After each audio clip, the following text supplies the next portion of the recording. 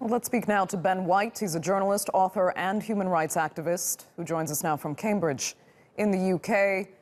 Hi, Ben. Can we consider now the situation stable now that this ceasefire has actually been agreed? Well, certainly more stable than the last 48, 72 hours or so. It's back effectively to the status quo of Sunday morning, which is a truce, obviously a ceasefire from the last round of fighting, and the fighting that erupted on Sunday with, as your correspondent mentioned, an Israeli undercover raid in the Gaza Strip. That took place in the context of efforts to secure a longer-term truce, and that's involved Egyptian mediation, Qatari involvement, others as well, the UN. But those efforts to secure a longer-term truce are not built on the strongest of foundations. The underlying root problems are still there. The Gaza Strip is still under Israeli occupation and blockade. The economy requires a lot more than cash injections and aid to really get things going. And from Israel's point of view, from Netanyahu's point of view as well, there is no appetite really for a fundamental revolution in political thinking with respect to the Gaza Strip. Israel doesn't want to reoccupy the Gaza Strip because that would mean significant casualties and costs for it. But at the same time, Israel also wants to, for example, maintain the separation between the Gaza Strip and the West Bank. Right. Israel does not see Hamas as a partner that it can actually work with. But at this point in Gaza, for Israel, it is better the devil they know.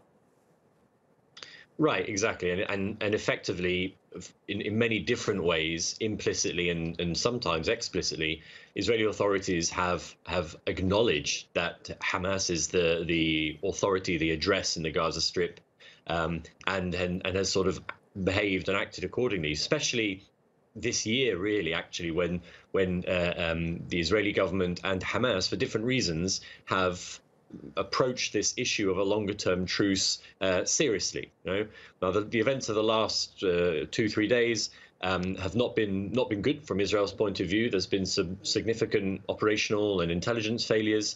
So in that sense, Hamas and the other Palestinian factions have also reminded Israel of aspects of the cost of a wider military confrontation. But yeah, Israel wants, from its point of view, it wants a kind of stability in the Gaza Strip, and at the moment, Hamas is the only actor that can really provide that. Right. So you say this ceasefire at least brings back the status quo, which seems to be constant fragility in this very precarious peace. But there has been speculation that hardline conservative defense minister Avigdor Lieberman may actually resign. Do you think that could change the dynamics at all? I think if Avigdor Lieberman does resign later today, he's holding a press conference in a couple of hours or so. If he does resign, it will be for more than just the context of the Gaza Strip. Okay, he and his faction, Israel Beiteinu, have also been opposed to efforts that have been underway to secure a legislative solution for the army draft for ultra-Orthodox Jews.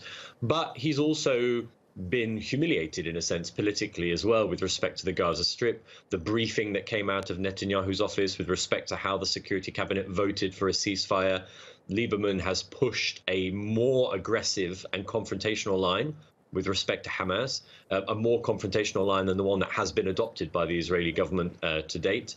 And this could be the straw that broke the camel's back with respect to Lieberman's position in the government.